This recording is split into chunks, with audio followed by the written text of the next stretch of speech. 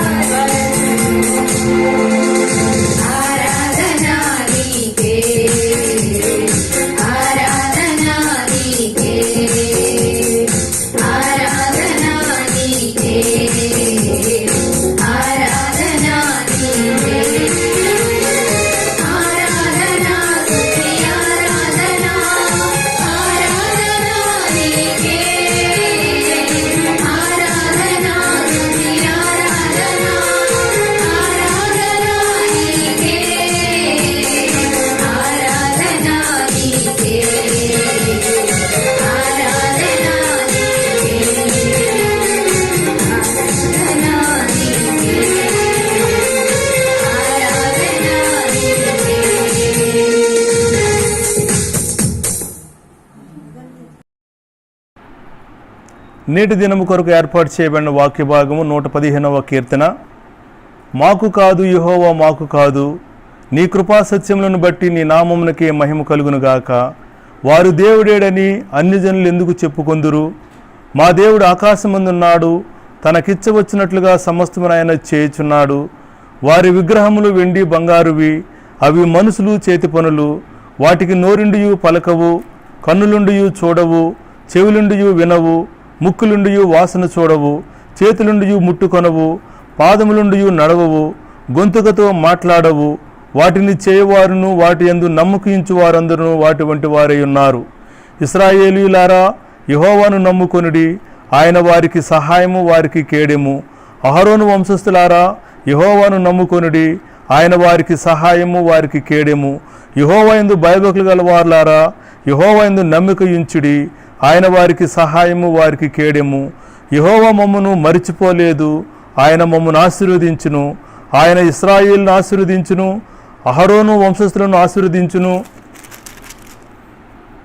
పిల్లలనేమి పెద్దలనేమి తన యందు భయభక్తులు గల వారిని యెహోవా ఆశీర్వదించును. యెహోవా మిమ్మును మీ పిల్లలను వృద్ధి పొందించును. భూమి ఆకాశములను సృజించిన యెహోవా చేత మీరు ఆశీర్వదింపబడిన వారు. ఆకాశములు యెహోవా వశము, భూమిని ఆయన నరులకిచ్చి ఉన్నాడు. మృతులు మౌన స్థితిలోనికి దిగిపోవారును యెహోవాను స్తుతింపరు. మేమైతే ఇది మొదలుకొని నిత్యము యెహోవాను స్తుతించదము. యెహోవాను స్తుతించుడి. దేవుడి కొద్ది వాక్యం దీవించునుగాక. ఆమేన్. ఈ ఉదయకాల సమయంలో ఇంతవరకు కూడా ప్రభుని ఆరాధించడానికి ప్రభు ఇచ్చిన భాగ్యాన్ని బట్టి ప్రభుకు వందనాలు మనం చెల్లించవలసిన వారమైంటున్నాం. పాటలు పాడిన బిడ్డలను బట్టి ప్రభుకు వందనాలు తెలియచేస్తూ ఉన్నాను. అలాగని దేవుని వాక్యాన్ని చదివినటువంటి సహోదరునికి కూడా ప్రభు నామంలో నాకు వందనాలు తెలియచేస్తూ ఉన్నాను. ఈ ఉదయకాలపు ఆరాధనలో మనము దేవుని యొక్క వాక్యమును ధ్యానించుటకు ప్రకటన గ్రంథం 1వ అధ్యాయం 4వ వచనం నుండి మనము 7వ వచనం వరకు చదువుకుందాం. ప్రకటన గ్రంథం 1వ అధ్యాయము 4వ వచనం నుండి 7వ వచనం వరకు. యోహాను ఆసియాలో ఉన్న 7 సంఘములకు శుభమని చెప్పి వ్రాయినది. వర్తమాన భూత భవిష్యత్ కాలములలో ఉన్నవాని నుండి, ఆయన సింహాసనము ఎదుటనున్న 7 ఆత్మల నుండి, నమ్మకమైన సాక్షియు, మృతులలో నుండి ఆది సంభూతుడిగా లేచిన వాడును, భూపతులకు అధిపతియునైన యేసుక్రీస్తు నుండి కృపా సమాధానములు మీకు కలుగునుగాక. మనలను ప్రేమించుచు తన రక్తము వలన మన పాపముల నుండి మనలను విడిపించిన వానికి మహిమయు ప్రభావమును యుగయుగములు కలుగునుగాక. ఆమెన్. ఆయన మనలను తన తండ్రియగు దేవునికి ఒక రాజ్యముగాను యాజకులనుగాను చేసెను. ఇదిగో, ఆయన మేఘారూఢుడై వచ్చుచున్నాడు. ప్రతి నేత్రము ఆయనను చూచును. ఆయనను పొడిచిన వారును చూచెదరు. భూజనులందరూ ఆయనను చూచి రొమ్ము కొట్టుకొందురు. అవును, ఆమెన్. ప్రభునందు ప్రియమైన దేవుని బిడ్డలారా, ఈ ఉదయకాల సమయంలో దేవుని సన్నిధిలో మనము దేవుని యొక్క వాక్యాన్ని ప్రకటన గ్రంథం 1వ అధ్యాయం మనం ధ్యానం చేసుకోబోతూ ఉన్నాం. మరి ఉదయకాల సమయంలో ఒక సంఘటన మీ ముందు ఉంచాలని ఆశపడుతూ ఉన్నాను. మరి చాలామంది సముద్ర తీరానికి వెళ్ళి సముద్ర తీరంలో వారు చాలామంది చాలా రకములైనటువంటి కార్యకలాపాల్లో నిమగ్నమై ఉంటారు. చాలామంది సముద్ర తీరానికి ఎందుకు వెళ్తారంటే, కొంతమంది సముద్ర తీరానికి వెళ్ళి అక్కడ సముద్రంలో వాళ్ళ కాళ్ళు తడుపుకుని వస్తూ ఉంటారు. కొంతమంది సముద్ర తీరానికి వెళ్ళి వారు సముద్ర తీరంలో అక్కడ ఉన్నటువంటి చచ్చిపోయినటువంటి వాటిని చూచి సముద్ర తీరానికి వెళ్ళకూడదు అనేటువంటి ఆలోచన కలిగిన వారుగా కొంతమంది ఉంటారు. కొంతమంది సముద్ర తీరానికి వెళ్ళి చేపలు పట్టుకుని వస్తూ ఉంటారు. కానీ ఇంకొంతమంది ఉన్నారు, వారు సముద్ర తీరానికి వెళ్ళి వారు మంచి మంచి ముత్యాలని ఏరుకుని వచ్చేవారుగా ఉన్నారు. సముద్రము ఒకటే, కానీ సముద్రం దగ్గర వారు ఏ యొక్క దృష్టితో వెళ్ళారో, ఏమి వారు పొందుకుంటున్నారో మరి మనము చూసినట్లయితే వారి యొక్క ఆలోచన విధానాన్ని బట్టి ఉంటుంది అనే విషయం మనం అర్థం చేసుకోవాలి. చాలాసార్లు మనం దేవుని యొక్క వాక్యం దగ్గరికి వచ్చినప్పుడు, దేవుని వాక్యంలో మనము తేలికైన వాటిని, దేవుని దగ్గరికి వచ్చినప్పుడు కూడా తేలికైన వాటిని, లేకపోతే ఈ లోక సంబంధమైన భౌతిక సంబంధమైన వాటిని పొందుకోవటానికి మనం ఇష్టపడుతుంటాం. చాలాసార్లు మనము దేవుని సంబంధమైన కార్యాలని ప్రేక్షకులుగా చూడాలని తలస్తూ ఉంటాం. కానీ మరి శ్రేష్టమైనటువంటి మరి ఆత్మీయ జీవితాన్ని నడుపుతున్న వారు దేవుని యొక్క మరి ఉన్నతమైన ఆలోచనలను, దేవుని యొక్క ఉన్నతమైన వ్యక్తిత్వాన్ని తెలుసుకోవాలని ఆశపడతారు. ప్రకటన గ్రంథం మనం చూసినప్పుడు మరి ప్రకటన గ్రంథంలో మరి యోహాను ఆయన వ్రాసినటువంటి ఇవన్నీ కూడా మనం ఆలోచన చేసినట్లయితే, యోహాను యేసు ప్రభువారు శిష్యుడిగా పిలువబడిన దగ్గర నుంచి కూడా మరి ఆ యొక్క కానా పెండ్లి విందు దగ్గర జరిగిన అద్భుతం మొదలుకొని అనేకమైన అద్భుతాలు యేసు ప్రభువారు చేయటం చూశాడు. అయితే యేసు ప్రభువారిని అద్భుతాలకే ఆయన పరిమితం చేయలేదు, కానీ యేసుక్రీస్తు ప్రభువారిని లోతుగా మరి అర్థం చేసుకోవడానికి ఇష్టపడ్డాడు. యేసు ప్రభువారు ఆయన రూపాంతరం చెందినప్పుడు ఆ యొక్క రూపాంతర అనుభవానికి యోహాను ప్రత్యక్ష సాక్షిగా ఉంటున్నాడు. యోహాను యేసుక్రీస్తు ప్రభువారు సిలువ వేయబడుతున్నప్పుడు మరి ఆ సిలువ దగ్గరగా ఉండి మరి ఆయన యేసు ప్రభువారిని వెంబడించినట్లుగా మనం చూస్తూ ఉంటున్నాం. యేసుక్రీస్తు ప్రభువారు పునరుద్ధానుడైనప్పుడు యోహాను ఆ పునరుద్ధానానికి సాక్షిగా ఉండటం మనం చూస్తూ ఉంటున్నాం. కాబట్టి యోహాను యొక్క వ్యక్తిగతమైన జీవితంలో మనం చూసినట్లయితే మరి పెరిఫెరల్గా మరి ఏదో పై భక్తి కాదు, కానీ యోహాను యేసు ప్రభువారి శిష్యుడు యేసు ప్రభువారిని మరి లోతుగా అర్థం చేసుకున్నాడు, లోతుగా ఆయన వెంబడించాడు, ఆయనతో అత్యంత మరి సాన్నిహిత్యాన్ని ఆయన పొందినవాడుగా ఉంటున్నట్లుగా మనము యొక్క యోహాను యొక్క జీవితాన్ని మనం ధ్యానం చేస్తున్నప్పుడు మనకి అర్థమవుతూ ఉంటుంది. చూడండి, యేసు ప్రభువారితోని ఆ యొక్క వ్యక్తిగతమైన సంబంధంలో యోహాను ఒక పతాక స్థాయి మరి అనుభవానికి వెళ్ళటం ఈ ప్రకటన గ్రంథం ఒక సాక్ష్యమైంటుంది. దేవాది దేవుడు మరి యేసుక్రీస్తు ప్రభువారి యొక్క శిష్యుడైనటువంటి యోహానును తన జరగబో సంగతులను గురించి తెలియచేయటం కొరకు మహిమలో ఉన్నటువంటి, పరలోకములో ఉన్నటువంటి, ఔన్నత్యములో ఉన్నటువంటి సర్వోన్నతుడైనటువంటి యేసుక్రీస్తు ప్రభువారు ఆయన విశ్వాస పాత్రుడైనటువంటి మరి యోహాను ఆయనను గూర్చినటువంటి ప్రత్యక్షతను పొందుకోవటం ఎంతైనా ధన్యకరమైన జీవితము అనే విషయాన్ని ఉదయకాల సమయంలో మనము జ్ఞాపం చేసుకోవాలి. యోహాను యొక్క కళ్ళు భౌతిక సంబంధమైన లోకం మీద లేదు, కానీ యోహాను యొక్క కళ్ళు మరి నిత్యమైనటువంటి పరలోక సంబంధమైన వాటి మీద తన కండ్లను, తన దృష్టిని నిలిపినట్లుగా మనము అర్థం చేసుకోవాల్సిన వారమైంటున్నాం. ఇక్కడ మనం చూసినట్లయితే మరి యోహాను తన యొక్క జీవితంలో మరి ప్రకటన గ్రంథం 1వ అధ్యాయము 9వ వచనంలో మనం చూసినట్లయితే మరి తన యొక్క ఇంట్రడక్షన్ ఎలా ఉందో తన గురించి మనం ఇక్కడ చూస్తూ ఉంటున్నాం. దయచేసి చూడండి. యేసును బట్టి కలుగు శ్రమలోను, రాజ్యములోను, సహనములోను పాలివాడునైనా యోహానును నేను దేవుని వాక్యము నిమిత్తమును, యేసును గూర్చిన సాక్ష్యము నిమిత్తమును పద్మాసు ద్వీపంలో పరవాసినైతిని. ఇక్కడ చూడండి, ఆయన మరి జైలుకు వెళ్ళటం. పద్మాసు ద్వీపం అంటే మరి రోమా ప్రభుత్వానికి వ్యతిరేకంగా ఉన్న వారిని తీసుకువెళ్ళి జైల్లో వేసినట్లుగా ఆ ద్వీప పరవాసం చేసేవారు, వారిని ద్వీపవాసులుగా చేసేటువంటి వారు. ఇక్కడ మరి పద్మాసు ద్వీపంలోకి మరి అతడు ఖైదీగా వెళ్ళబట్టడం మనం జ్ఞాపం చేసుకోవాలి. మరి మనకి కూడా ఒకప్పుడు భారతదేశానికి అనుబంధంగా ఉన్నటువంటి అండమాన్ ఆ యొక్క దీవుల్లో మరి ఎవరైనా సరే మరి నేరస్తులు ఉంటే వారిని తీసుకువెళ్ళి ఆ యొక్క ద్వీపంలో పడవేసేవారు. కాబట్టి ఇక్కడ యోహాను ఇలాగన పరవాసిగా ఉండటం కొరకు మరి శ్రేష్టమైనటువంటి ఆ యొక్క దేశాన్ని విడిచిపెట్టి ఒక పద్మసు ద్వీపంలో ఉండటానికి గల కారణం ఏంటో అక్కడ చెప్తున్నాడు. ఏమని చెప్తున్నాడు? యేసును బట్టి మరి దేవుని యొక్క వాక్యము నిమిత్తము అని చెప్తుంటున్నాడు. మరి ఈయన యేసుక్రీస్తు ప్రభువారిని వెంబడించిన కారణం చేత మరి ఈ లోకంలో కలిగినటువంటి ఈ లోకంలో మరి నేటి దినాన ప్రకటిస్తున్న రీతిగా ఉన్నటువంటి ఆస్తులు, అంతస్తులు, ఐశ్వర్యము, అధికారములు ఈయన పొందుకోలేదు. కానీ యేసును ప్రేమించటాన్ని బట్టి, యేసును వెంబడించటం బట్టి, దేవుని యొక్క వాక్యమును ప్రకటించటం బట్టి ఈయన ఖైదులో వేయబడటం మనం జ్ఞాపం చేసుకోవాలి.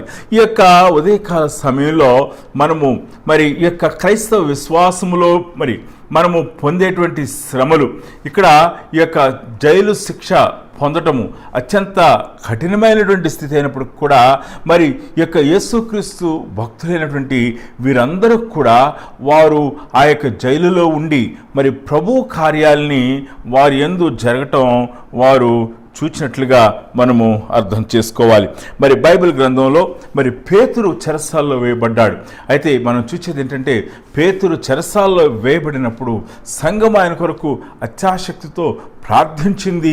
మరి అక్కడ మనం చూసినట్లయితే మహా గొప్పదైనటువంటి దేవుని యొక్క అద్భుతం జరగటం మనం చూస్తూ ఉంటున్నాం. మరి పౌలు, శీలలు చెరసాల్లో వేయబడ్డారు.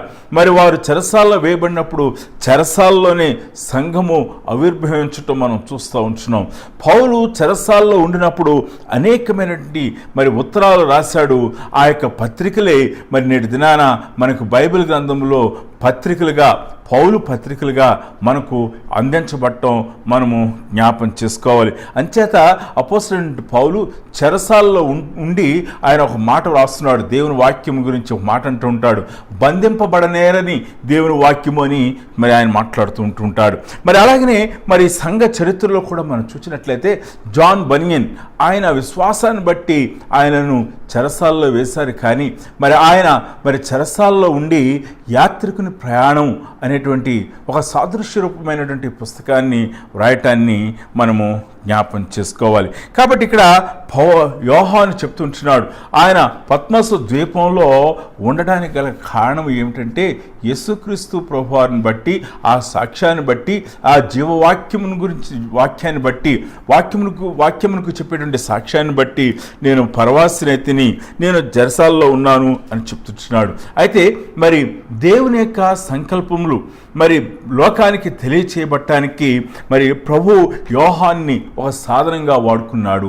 పద్మసు ద్వీపము మరి యోహానుకు దేవుని యొక్క సంకల్పములు యోహానులో నెరవేరబడటానికి పద్మసు ద్వీపంలో మరి ద్వీపము ఆయనకు అడ్డం రాలేదు. కానీ పద్మసు ద్వీపమే ఆయనకు సాధనం అవటం మనం అర్థం చేసుకోవాలి. అందుచేత ఇక్కడ పరవాసిగా ఉండినప్పటికీ కూడా యోహాను మరి దేవుడు యోహాను ద్వారా ఆ గొప్పదైనటువంటి ప్రత్యక్షతను ఇవ్వటం మనం చూడగలం. దేవుని బిడ్డలారా, దేవుని యొక్క సార్వభౌమ చిత్తంలో, దేవుని యొక్క సార్వభౌమ అధికారంలో ఈ లోకంలో మనకుండే ఏ ప్రతికూలమైనటువంటి పరిస్థితి అయినప్పుడు కూడా దేవుని యొక్క చిత్తమును ఆపు చేయలేవు. దేవుని యొక్క సార్వభౌమ ప్రణాళికను, దేవుని యొక్క సార్వభౌమ మరి అధికారమును ఈ లోకంలో ఏ యొక్క లిమిటేషన్స్ కూడా ఆపు చేయలేవు అనే విషయం. మరి ఇంకా కూడా మనం చెప్పాలంటే దేవుడు ఈ యొక్క లిమిటేషన్స్ని ఉపయోగించుకుని ఆయన తన యొక్క ప్రణాళికను నెరవేర్చుకుంటాడు అనే విషయాన్ని ఉదయకాల సమయంలో మనం జ్ఞాపం చేసుకోవాలి. God uses the limitations of man to execute his sovereign plan on earth. దేవుడు మానవుని యొక్క పరిమితులను కూడా ఉపయోగించుకుని తన సార్వభౌమైనటువంటి ప్రణాళికను ఆయన ఈ లోకంలో ఆయన సాగిస్తాడు అనేటువంటి విషయాన్ని ఉదయకాల సమయంలో ప్రకటన గ్రంథం చదువుతున్నప్పుడు మనము అర్థం చేసుకోవాల్సిన వారమైంటున్నాం. దేవుని బిడ్డలారా, ఒకసారి ఆలోచన చేయండి. మరి ఒక పద్మసు ద్వీపంలో ఆయన మరి ఖైదుగా ఉన్నటువంటి ఈ యొక్క యోహాను ఎలాగున మరి దేవుని యొక్క చేతిలో సాధనంగా వాడబడ్డాడో, మరి 2000 సంవత్సరాలుగా సంఘ చరిత్రలో మనం చూసినట్లయితే క్రైస్తవ విశ్వాసానికి, క్రైస్తవ నిరీక్షణకు కారణమైనటువంటి హేతువైనటువంటి ఈ యొక్క పుస్తకాన్ని మన కొరకు అందించాడో సజీవంగా నేటి దినాన్ని కూడా మన గృహాల్లో మరి మనము చదువుకోవటానికి ఈ యొక్క ప్రత్యక్షతను మనకు ఇచ్చి ఉన్నాడో ఒకసారి అర్థం చేసుకోనండి. మరి ఈ యొక్క సంగతిని మనం చూస్తున్నప్పుడు మనము దేవుని సన్నిధిలో సాగిలపడాలి.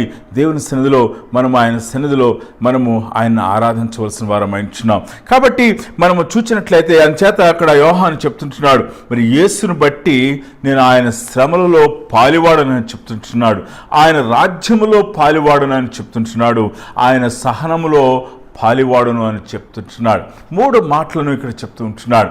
మరి ఆయన యొక్క శ్రమలలో నేను పాలివాడను, మరి ఆయన యొక్క విశ్వాసంలో ఆయన యొక్క చిత్తంలో మనం ఆయనను అంగీకరించినప్పుడు, ఆయన వెంబడిస్తున్నప్పుడు మనం ఆయన శ్రమల్లో మనం పాలివారంగా ఉండటం కొరకు ఆయన మనం పిలుస్తూ ఉంటాడు. ఆయన రాజ్యంలో మనం పాలివారంగా ఉండటం కొరకు ఆయన మనల్ని హెచ్చించి ఉన్నాడు. మరి ఆయన సహనంలో కూడా మనం పాలివారంగా ఉండటం కొరకు ఆయన పిలుచున్నాడనే విషయాన్ని మనం జ్ఞాపకం చేసుకోవాలి. పేతురు తను రాసినటువంటి పత్రికలో ఎలాగన ఈ యొక్క శ్రమలు సహనము మనలోని పరిశుద్ధతకు అవి హేతు అవుతున్నావో, మనల్ని రూపాంతరం పరచుట కొరకు, క్రీస్తు యొక్క పోలికలోనికి తీసుకువెళ్ళడం కొరకు ఈ శ్రమలు మన జీవితాన్ని ఎలాగన మరి అవి రూపాంతర పరుస్తున్నాయో పేతురు ఆయన తన పత్రికలో రాయటాన్ని మనము జ్ఞాపకం చేసుకోవలసిన వారం అయించున్నాం. కాబట్టి మొదటిగా మనం జ్ఞాపకం చేసుకోవలసిన విషయం ఏమిటంటే, యోహాను బంధించబడినప్పటికీ కూడా దేవుని యొక్క ప్రణాళికలు బంధించబడలేదు, దేవుని యొక్క ఉద్దేశములు బంధించబడలేదు, దేవుని యొక్క చిత్తమును ఎవరు కూడా బంధించలేరు అనే విషయాన్ని మనము జ్ఞాపకం చేసుకునవలసిన వారమై ఉంటున్నాం. మరి ఇక్కడ మనం చూసినట్లయితే కింద వచనాలకి మనం వచ్చినప్పుడు మరి దేవుని యొక్క గొప్పతనాన్ని ఆయన వర్ణించడాన్ని మనము చూడాలి. 5వ వచనాన్ని తిరిగి మనం మరి సందర్భంలో ధ్యానం చేసుకుందాం. 6వ వచనాన్ని చదువుకుందాం. మనలను ప్రేమించుచు తన రక్తము వలన మన పాపముల నుండి మనలను విడిపించిన వానికి మహిమయు ప్రభావమును యుగయుగములు కలుగునుగాక. ఆమేన్. ఆయన మనలను తన తండ్రి యొక్క దేవునికి ఒక రాజ్యముగాను యాజకులను గాను చేశారు. ప్రభునందు ప్రియమైన దేవుని బిడ్డలారా, ఇక్కడ యేసుక్రీస్తు ప్రభువారి యొక్క రక్తం గురించి మాట్లాడుతుంటున్నాడు. యేసుక్రీస్తు ప్రభువారి యొక్క మరి సర్వోన్నతమైనటువంటి క్రీస్తు ప్రభువారి యొక్క వ్యక్తిత్వం గురించి, ఆ ప్రత్యక్షత గురించి మాట్లాడటానికి ముందుగా ఆయన రక్తం గురించి మాట్లాడుతుంటున్నాడు. మరి యేసుక్రీస్తు ప్రభువారు సర్వాధికారి అని తెలియచేయటానికి ముందుగా ఆయన తన రక్తం వలన మనల్ని ఏ విధముగా ఆయన కొనుక్కున్నాడో, ఏ విధంగా ఆయన మనల్ని పాపము నుంచి విడుదల కలుగు చేసి ఉన్నాడో మనము మన కొరకు ఇక్కడ వ్రాయించి ఉన్నాడు. మనకు విడుదలను కలుగు చేసి ఉన్నాడు. There is redemption in the blood of Jesus Christ. మన పాపముల నుండి మనల్ని విడిపించిన వానికి మహిమయు ప్రభావమును యుగయుగములు కలుగునుగాక. ఆయన మనలను తన తండ్రియగు దేవునికి ఒక రాజ్యముగాను యాజకులుగాను చేసెను. మన తండ్రి అయిన దేవునికి మనలను పాపము నుంచి విడిపించటం మాత్రమే కాదు, కానీ ఆయన మనలను దేవునికి యాజకులుగా చేసి ఉన్నాడు, దేవునికి ఒక రాజ్యముగా చేసి ఉన్నాడు. దేవుని బిడ్డలారా, ఈ యొక్క రాజ్యము ఈ లోక సంబంధమైన రాజ్యము కాదు, కానీ ఈ రాజ్యము యేసుక్రీస్తు ప్రభువారు ఈ లోకంలో ఉన్నప్పుడు పరలోక రాజ్యము సమీపించి ఉన్నది, మారు మనసు పొందుడని చెప్పినటువంటి ఆ పరలోక రాజ్యం గురించి మాట్లాడుచున్నాడు. ఆయన మరి దేవుని యొక్క రాజ్యమునకు మనలను వారసులుగా చేసినాడు. వాస్తవానికి ఆయన మనలను దేవునికి ఒక రాజ్యముగా చేసి ఉన్నాడు. ఎంత అద్భుతమైనటువంటి మాట ఇక్కడ చెప్తుంటున్నాడు. ఒక విశ్వాసికి, క్రీస్తు రక్తంలో కడగబడినటువంటి విశ్వాసికి, క్రీస్తు రక్తమును ఆశ్రయించినటువంటి విశ్వాసికి, క్రీస్తు ప్రభువారిని ఆశ్రయించినటువంటి విశ్వాసికి ఇవ్వబడినటువంటి హెచ్చుదల ఎంత గొప్పదో ఇక్కడ మనము జ్ఞాపం చేసుకోవాల్సిన వారం అంటున్నాం. చాలాసార్లు మన యొక్క ఆత్మీయ జీవితంలో మనము యేసుక్రీస్తు యొక్క రక్తమును యేసుక్రీస్తు యొక్క రక్తం యొక్క ఔన్నత్యాన్ని, యేసుక్రీస్తు ప్రభువారి యొక్క రక్తం యొక్క ప్రభావాన్ని మనం చాలాసార్లు మరి గ్రహించిన వారంగా ఉంటున్నాం. యేసుక్రీస్తు ప్రభువారి యొక్క రక్తాన్ని భౌతిక సంబంధమైనటువంటి వాటి కొరకు ఆపాదించేటువంటి ఆ యొక్క తక్కువ స్థాయి క్రైస్తవ జీవితంలో మనం జీవిస్తుంటున్నాం. కానీ ఇక్కడ మనం చూసినట్లయితే ఆయన మనలను తన రక్తంతో కొన్నాడు, దేవునికి ఒక రాజ్యముగాను యాజకులుగా ఉండే నిమిత్తము కొన్నాడు అని చెప్తూ ఉంటున్నాడు. ప్రభునందు ప్రియమైన దేవుని బిడ్డలారా, అంచేత ఆయన రక్తము గురించి యోహాను మరి మాట్లాడుతుంటున్నాడు. మరి 3 సందర్భాలని మరి మత్తయి సువార్త ఈ ప్రకటన గ్రంథంలో మనం చూస్తూ ఉంటున్నాం. ప్రకటన గ్రంథం 5వ అధ్యాయం మనం చూసినట్లయితే 9-10 వచనాలు మనము చదువుకుందాం. ప్రకటన గ్రంథం 5వ అధ్యాయము 9-10 వచనాలు. ఆ పెద్దలు, నీవు ఆ గ్రంథమును తీసుకుని దాని ముద్రలను విప్పుటకు యోగ్యుడము, నీవు వధింపబడిన వాడివై నీ రక్తమిచ్చి ప్రతి వంశములోను ఆయా భాషలు మాట్లాడేవారిలోను ప్రతి ప్రజలోను ప్రతి జనములోను దేవుని కొరకు మనుషులను కొని మా దేవునికి వారిని ఒక రాజ్యముగాను యాజకులనుగాను చేసితివి కనుక వారు భూలోకమందు ఏలుదురని క్రొత్త పాట పాడుదురు. చూసారండి, ఇక 5వ అధ్యాయంలో మనం చూసినట్లయితే ఇక్కడ ఒక గ్రంథం ఉందంట. ఈ గ్రంథము 5వ అధ్యాయం 1వ వచనంలో మరియు లోపటను వెలుపటను వ్రాత కలిగిన 7 ముద్రలు గట్టిగా వేసిన ఒక గ్రంథము సింహాసనమందు ఆసీనుడై ఉండిన వాని కుడి చేత చూచితిని. మరి ఆ యొక్క గ్రంథాన్ని ఎవరు విప్పగలరు అని మరి అడిగినట్లయితే ఈ గ్రంథాన్ని విప్పుట కొరకు ఒకే ఒక్కడు యోగ్యుడు. ఆయన ఎవరు అంటే యేసుక్రీస్తు ప్రభువారు అని చెప్తున్నాడు. మరి రాబో దినాల్లో మనము ఆ యొక్క ముద్రలను గురించి, బోరలను గురించి మనము ధ్యానం చేయబోతూ ఉంటున్నాం. కానీ ఇక్కడ ఈ సమయంలో మనం అర్థం చేసుకోవాల్సింది ఏమిటంటే ఆ గ్రంథమును విప్పుటకు యోగ్యుడు యేసుక్రీస్తు ప్రభువారు. ఎందుకు అని అంటే యేసుక్రీస్తు ప్రభువారు తన యొక్క రక్తము ద్వారా మరి ఆయన ముద్రలు విప్పుటకు యోగ్యుడవు, నీవు వధింపబడిన వాడవై నీ రక్తమిచ్చి ప్రతి వంశంలోను ఆయా భాషలు మాట్లాడేవారిలోను ప్రతి జనములోను ప్రతి ప్రజలోను ప్రతి జనములోను దేవుని కొరకు మనుష్యులను కొని మా దేవునికి వారిని ఒక రాజ్యముగాను యాజకులుగాను చేసేవి గనుక వారు భూలోకమందు ఏలుదురని కొత్త పాట పాడుదురు. ఇక్కడ చూడండి, ఈ యొక్క భవిష్యత్ సంబంధమైనటువంటి ఆశీర్వాదాన్ని ఇక్కడ తెలియచేస్తూ ఉంటున్నాడు. ఈ యొక్క గ్రంథము విప్పుటకు యోగ్యుడు యేసుక్రీస్తు ప్రభువారు. ఎందుకు అని అంటే ఆయన తన రక్తమిచ్చి ప్రజలను కొన్నాడు. భూలోకంలోని ప్రతి వంశంలోను ప్రతి ప్రజలో నుంచి కూడా తన కొరకు ప్రజలను కొని ఉన్నాడు అనే విషయాన్ని మనం చూస్తూ ఉంటున్నాం. కాబట్టి ఇక్కడ మనం చూసినట్లయితే ఆయన తన కొరకు, దేవుని కొరకు ఆయన కొన్నాడు. దేవుని కొరకు ఆయన వారిని నీతిమంతులుగా చేసినాడు అనే విషయాన్ని మనము జ్ఞాపకం చేసుకోవాల్సిన వారం అంటున్నాం. 7వ అధ్యాయము మరి 14వ వచనంలో మనం చూసినట్లయితే మరి గొర్రెపిల్ల యొక్క రక్తములో, దయచేసి చూద్దాం. ప్రకటన గ్రంథం 7వ అధ్యాయం 14వ వచనంలో, నాతో చెప్పాను, వీరు మహాశ్రమల నుండి వచ్చిన వారు గొర్రెపిల్ల రక్తంలో తమ వస్త్రములను ఉతుకుకొని, గొర్రెపిల్ల రక్తములో తమ వస్త్రములను ఉతుక్కుని వాటిని తెలుపు చేసుకుని, అందువలన దేవుని సింహాసనం ఎదుట ఉండి రాత్రింబగళ్ళు ఆయన ఆలయంలో ఆయనను సేవించుచున్నారు. సింహాసనాసీనుడైన వాడు తానే తన గుడారము వారి మీద కప్పు. చూడండి, ఇక్కడ మనం చూసినట్లయితే ఇక్కడ గొప్ప సమూహం గురించి చెప్తున్నాడు. వీరు తమ గొర్రెపిల్ల యొక్క రక్తములో మరి తమ వస్త్రములను ఉతుకుకున్నారు. మొదటి 2 వచనాల్లో మరి ఆయన తన రక్తమిచ్చి కొన్నాడు అని చెప్తున్నాడు. అది దేవుని యొక్క కార్యము. ఇక్కడ మనం చూసినట్లయితే గొర్రెపిల్ల యొక్క రక్తములో తమ వస్త్రాలు వారు ఉతుక్కున్నారు. అంచేత ఉతుక్కొని తెలుపు చేసుకున్నారు. కాబట్టి అందువలన వారు దేవుని సింహాసనం ఎదుట ఉండి రాత్రింబవళ్ళు ఆలయములో ఆయనను సేవించుచున్నారు. శాంక్టిఫికేషన్, క్రైస్తవ విశ్వాస జీవితంలో మనకి ఇవ్వబడినటువంటి గొప్పదైనటువంటి వనరు, ఆత్మీయమైనటువంటి రిసోర్స్ మనకి ఏమిటేనంటే, నిరీక్షణ ఏమిటేనంటే, పడిపోయినప్పుడు నీ జీవితంలో నీ హృదయము మాలిన్యమైనప్పుడు, పాపము చేత నీ హృదయం మాలిన్యమైనప్పుడు నీవు మరి ఆయన దగ్గరకు వచ్చి ఆయన రక్తములో నీ పాపములను ఉతుక్కునుట, నీ వస్త్రములను ఉతుకుకొని తెలుపు చేసుకొని దేవుని ఎదుట నిర్దోషిగా, దేవుని ఎదుట నిందారహితుడిగా ఉండి ఆయన ఆలయంలో సేవించు భాగ్యమును ఆయన తెలియచేస్తూ ఉన్నాడు. దేవుని బిడ్డలారా, ఆయన రక్తం గురించినటువంటి 3వ ప్రస్తావన ఇక్కడ మనం చూస్తూ ఉన్నాం. ఆయన రక్తం వల్ల మనల్ని విడిపించాడు.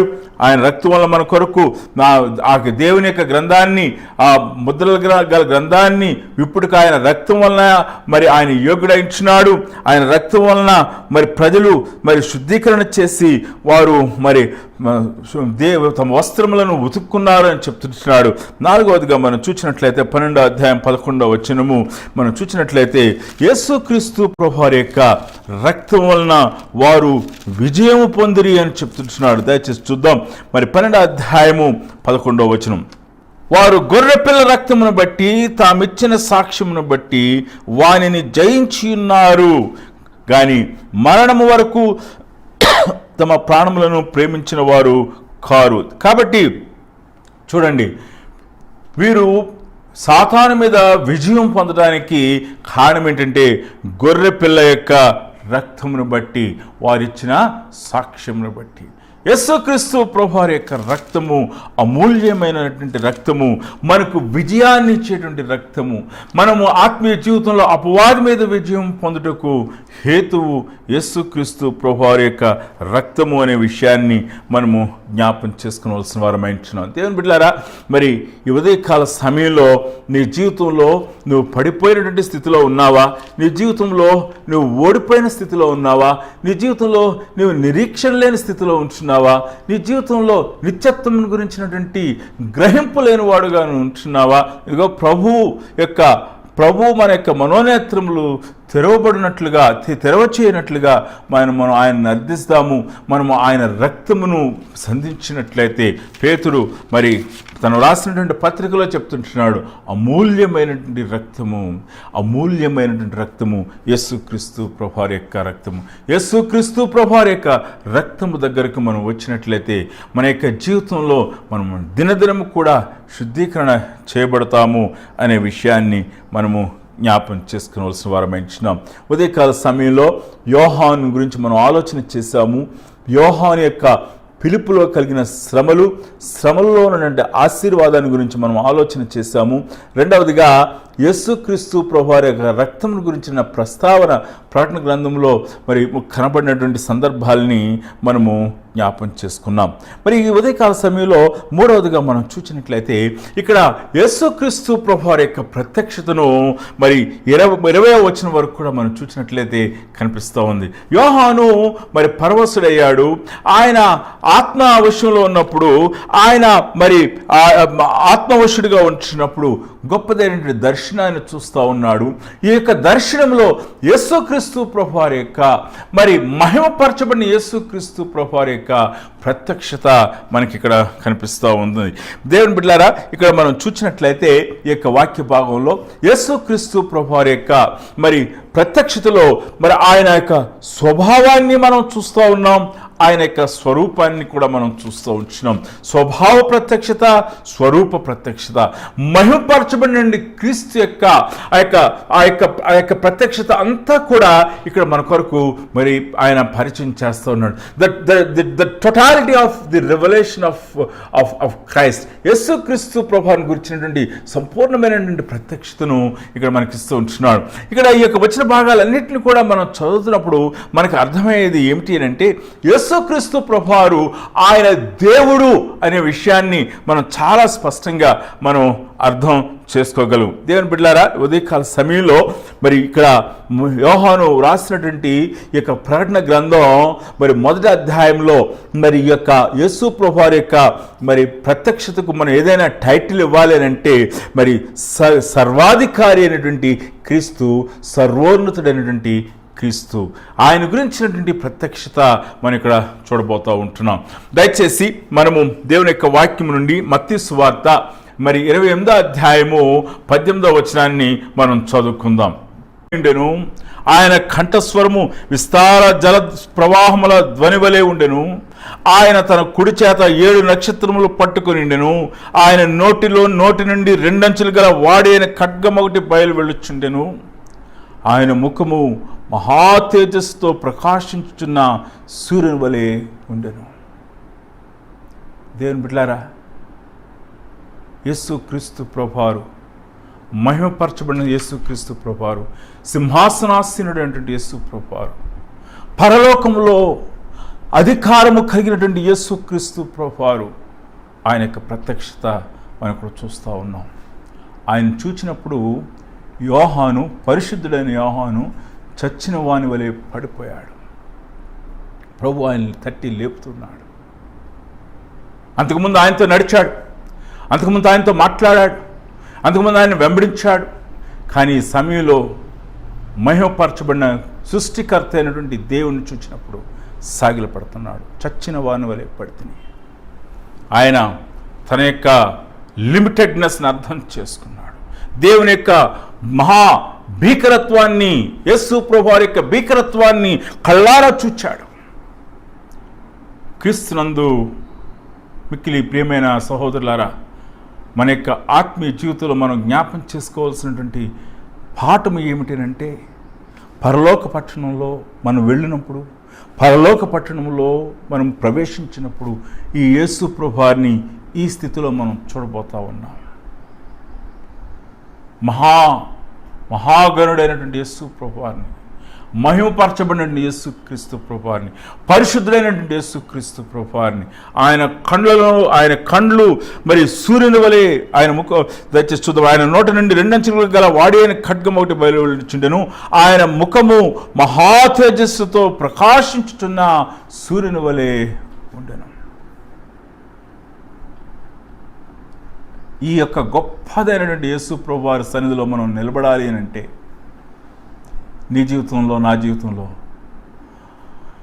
మన పాపముల నుంచి విడుదల పొందిన అనుభవం, పాపమును క్షమించబడిన అనుభవం, మన యొక్క హృదయములను శుద్ధి చేసుకున్న అనుభవం కలిగిన వారంగా ఉండాలి. లేకపోతే మనము ఈయనను చూడలేము. ఈ యొక్క మహిమలో, ఈ యొక్క పరిశుద్ధతలో, ఆ సూర్యప్రకాశమానమైన వెలుగులో మన యొక్క ప్రతి విధమైన అపవిత్రత కనపడుతుంది. సిగ్గుపడిన వారమై మనము ఆయన సన్నిధి నుంచి వెళ్ళిపోవటానికి ఇష్టపడతాము, కానీ ఆయన సన్నిధిలో ఉండటానికి ఇష్టపడము. ఉదయకాల సమయంలో మహిమపరచబడిన యేసును చూస్తూ ఉన్నాం. ప్రకటన గ్రంథం 1వ అధ్యాయం మనం చదువుతున్నప్పుడు మన యొక్క జీవితంలో ఈ యొక్క యేసు ప్రభువారు, నువ్వు నేను వెంబడిస్తున్న యేసు క్రీస్తు ప్రభువారు ఎంత గొప్పవాడో, ఆయన ఎంత ఘనుడైన దేవుడో, ఆయన ఎంత మహిమగల దేవుడో, ఆయన ఎంత సార్వభౌముడైనటువంటి దేవుడో మనం అర్థం చేసుకుని ఆయన సన్నిధిలో మనం సాగిలపడాలి. ఆయన సన్నిధిలో మనం ఆరాధించాలి. ఆయన సన్నిధిలో మనం పశ్చాత్తాపడాలి.